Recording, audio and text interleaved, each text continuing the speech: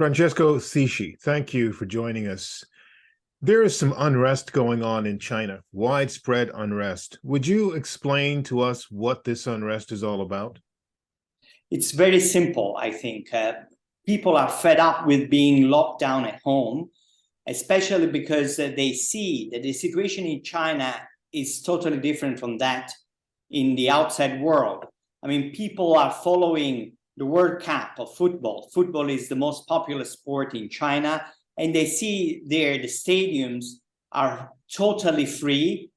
People don't wear masks, and they see, on the contrary, that China, almost 3 years after the outbreak of COVID-19, is still fully locked down in COVID-19. And so people are fed up, don't trust the government, don't trust what the government tells them.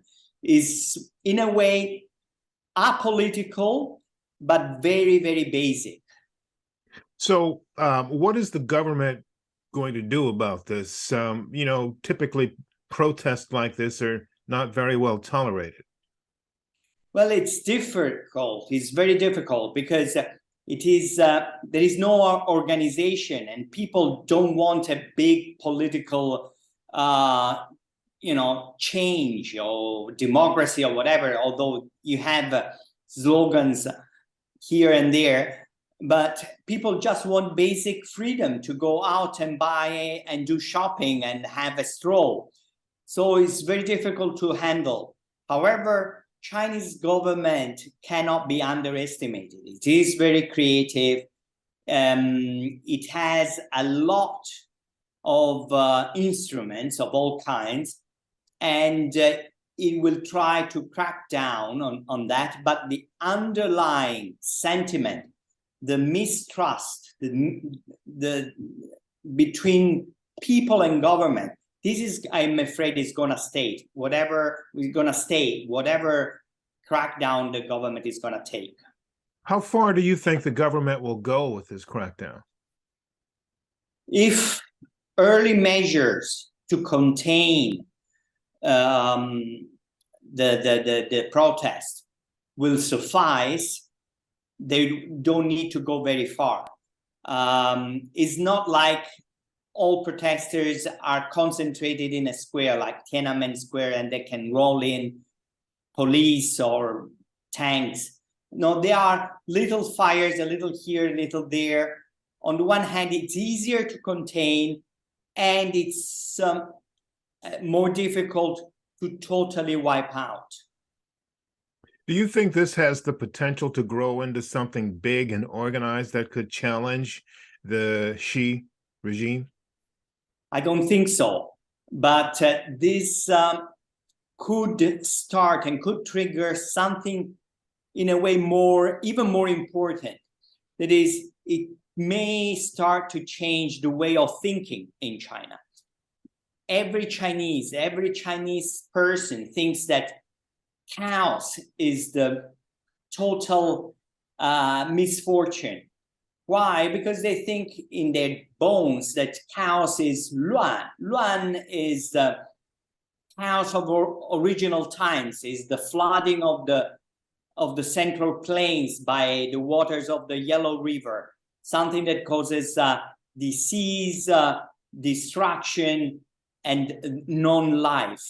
For us, coming from the Greek civilization, chaos is a constant status, is the winds that come and blow from every side of the Mediterranean, and we have to cope with it. It's not something that we can destroy and wipe out by establishing an order that is based on embankments and dams.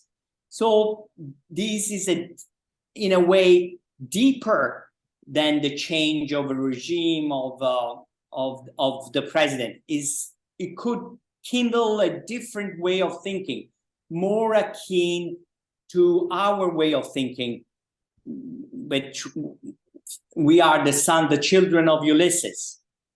This could be, in a way, more interesting in the long term. In the short term, we are on like Ulysses, on uncharted waters. Very, very, very difficult to forecast what is going to happen tomorrow or the day after tomorrow.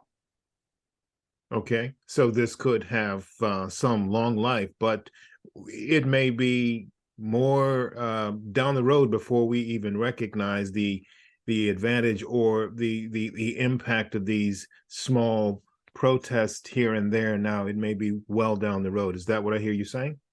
Yes, we have to follow it very closely. Unlike Tiananmen, there is no division in the top leadership. In Tiananmen, it was very clear that there were 2-3 different voices. There was Zhao Ziyang, the party secretary, who was supportive of the students. There was Li Peng, the prime minister, who was against the students. And then there were the veterans. Deng Xiaoping was the chairman of the military PLA, and he had also different voices. So you had different voices there, and the students and the protesters in the streets could take side, could feel. Now, in the top leadership, we have a very united front, so to speak. They are very united around Xi Jinping, and it's very unlikely that just days after the end of the party congress, this unity is going to break. But more movements could happen down the road in a few weeks or in a few months. Thank you very much, Francesco Sisci from Rome. Thank you for updating us on this situation. Thank you so much, JJ. Thank you for having me.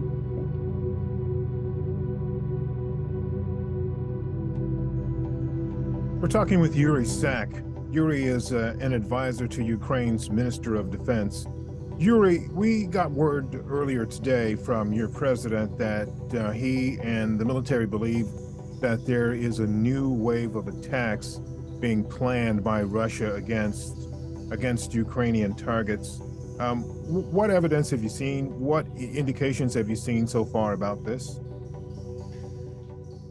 Good evening. Now, first of all, we are used to, unfortunately, we are used to these regular missile strikes at Ukrainian cities and energy infrastructure by now. I mean, they've been taking place with certain,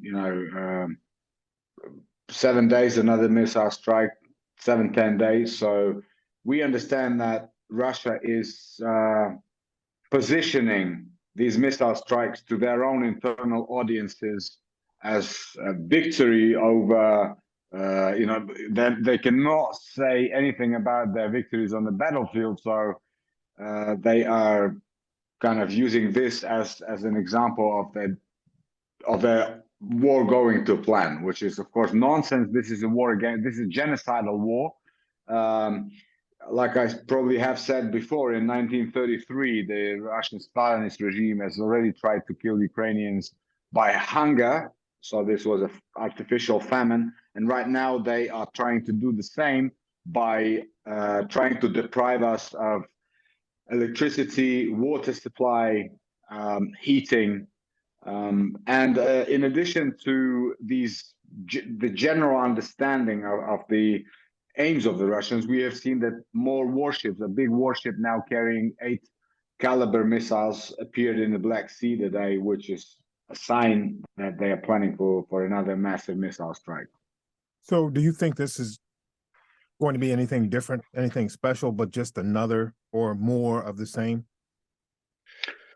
Well, yes, more of the same. But what we have to understand is that the Russians have probably by now understood that in order to actually hit the energy infrastructure, they need to overwhelm our air defense systems. And this can only be possible if they launch these missile strikes in swarms. So when a swarm of missiles is flying at, for example, Kyiv, like last time, this was what?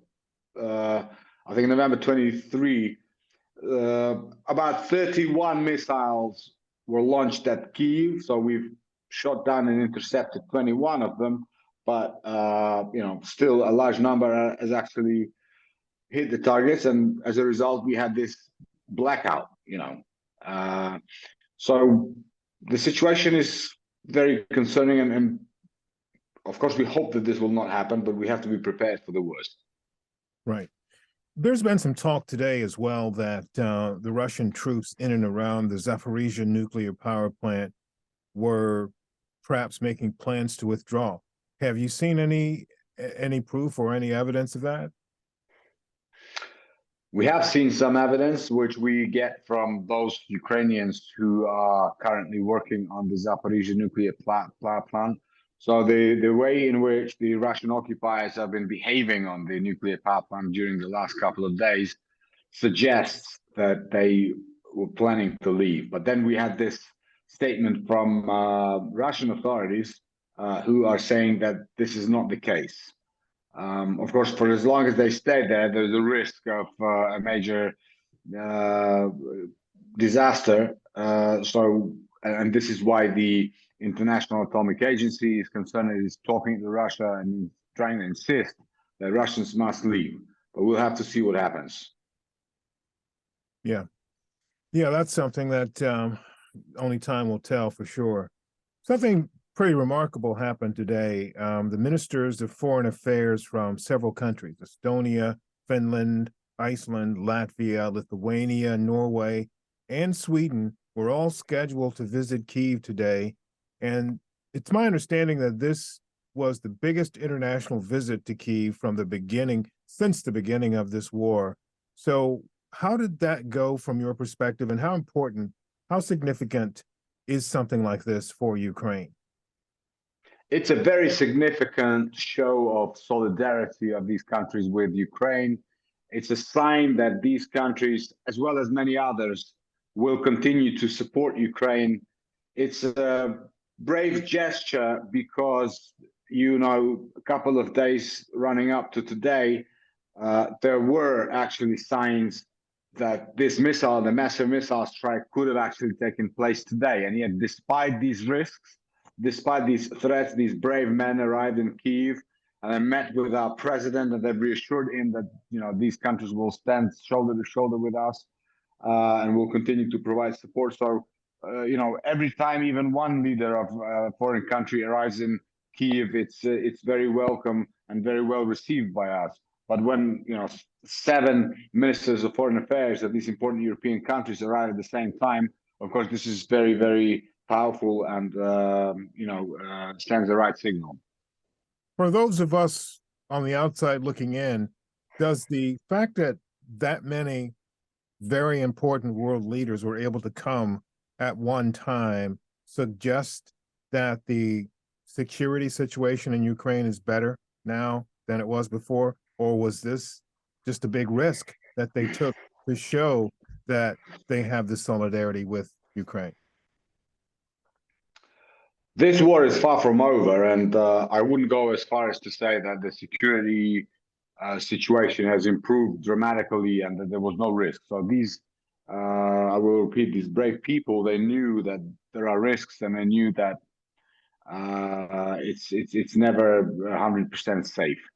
Of course, we have received some air defense systems from our partners from the US, in particular, the NASAMS systems. We've received Iris-T from Germany. We've received Hawk from Spain, and this is all, of course, increasing our air defense capabilities and kind of is making the situation safer in one respect. But at the same time, I will just repeat myself that when there is a massive missile strike, when missiles come flying in swarms, then the risk is very high. And we've seen on the 23rd of November, just a couple of days ago, actually, there was a missile strike, which, a city, pretty much like a satellite city near Kyiv, Vyshhorod, and one of the missiles struck a residential blocks of flats, and there were people who died there. So it's still risky, Okay, Yuri, thank you very much for this update today. And I know it's late there, and I know that this continues, and we wish you the best as you continue to push through, and we will be here for you, and we'll talk to you soon, hopefully. Thank you. Thank you, much appreciated. Thank you.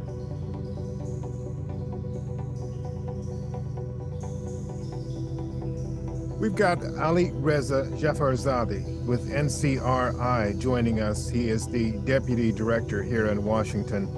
Ali Reza, thank you as always for being with us. You've given us some very good information and kept us up to date and up to speed on this unrest that's been going on in Iran for several months now, since a young woman was killed in police custody there. What's the situation right now? Well, the update is that today is actually day 74 of the uprising, and it's been continuing ever since without even a single day of calm. And the regime has done everything possible to crush the uprising, as they had done before in previous years, that they usually had the success in about a week or 3-4 days after killing so many people, just putting down the revolt. This time, they have not succeeded, even though, based on our tally, at least 660 people have been killed. We have identified 520 of those killed with their names and the details, the location where they were killed. 63 of them are children ranging from the age of 7-8 years to 13, 14, 15, 16-year-old boys and girls. And the protests have rocked. We have recorded 277 cities all across Iran in all 31 provinces of the country. The regime has arrested 30,000 people, the demonstrators, and they have started supposedly putting them on trial, issuing death sentences, hoping that with the killing, with the arrests, with the threat of murdering those who they have arrested, this will put an end to it. That hasn't worked.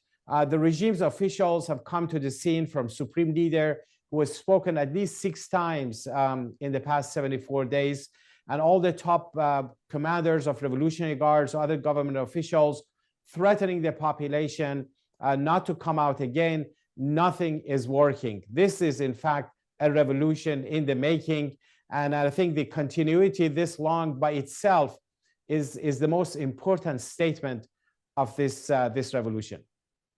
So what is the next step? How does this revolution, as you say it is, how does it take the next step? What is the next step? Well, the next step is actually to make sure, first of all, that the continuity is there. Second, in terms of their slogans, that so far they have been really focused on the supreme leader Khamenei, death to Khamenei, death to the dictator, death to the oppressor, be it the Shah or the leader, meaning that they're rejecting the past dictatorship of the Shah and the current theocracy. And they are not, derailed by any of the tricks of the regime. They're offering, okay, let's sit down and talk.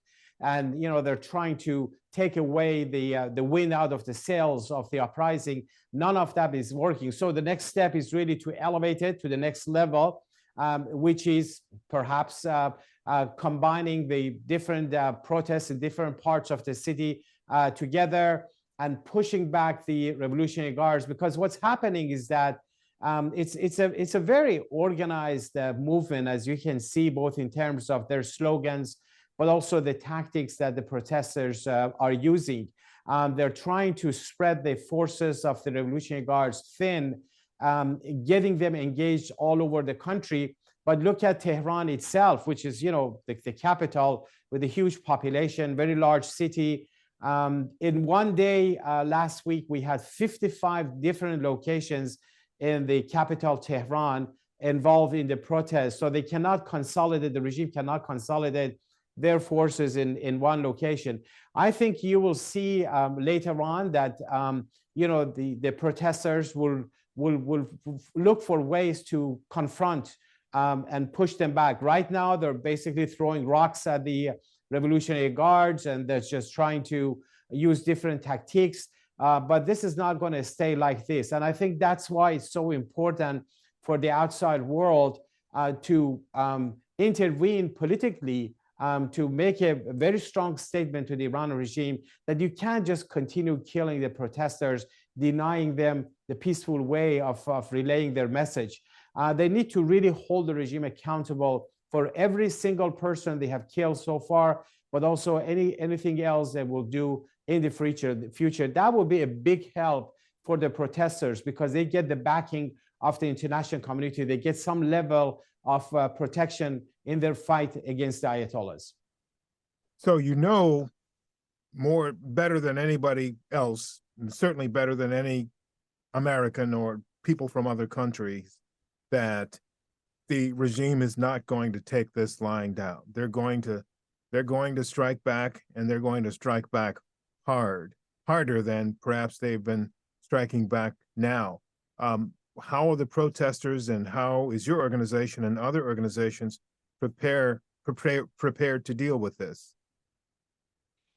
Well, JJ, you know, I'm not aware of any dictators, no matter how much killing or murder or how much sheer force they have used to remain in power indefinitely. And the Shah, you know, with all the military might and everything, who had all the backing of the countries around the world, did not survive when the population rejected them. What we see today in Iran, the vast majority of the population are rejecting this regime. Now, how this will play out, I think it all depends on what the regime tactics will do. Let's assume that they will continue this repression, they will continue sheer force against the population. The fact that the population has not been afraid of them, they have not been deterred by the killings and the threats of hanging people and all of that, it shows that the population has lost the fear. They feel like they're not only they don't have anything to lose, but also they feel they have the upper hand. Even though they don't have the guns, the other side has the guns, but they have the support of the population. It's amazing anytime they get into the street and protest, how the rest of the population actually backs them, supports them, helps them.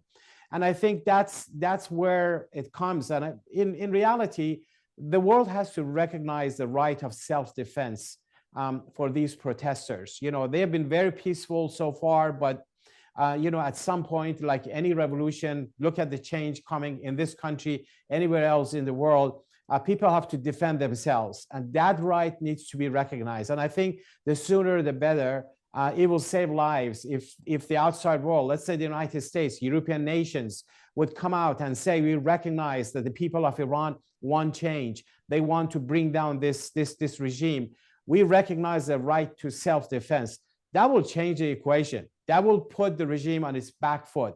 Instead of just reaching out to the regime and offering negotiations and saying, the JCPOA is alive, is on the table, or any other things, if you come out very strongly and hold them accountable, that would really be significantly helpful.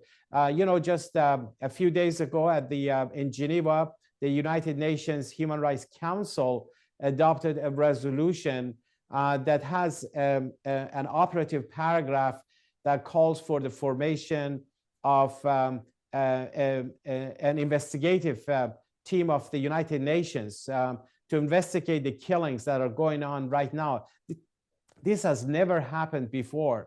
The regime, of course, had already said that they're not going to allow it, but this is the way to build pressure. Right. Call them on, call them accountable for everything they're doing.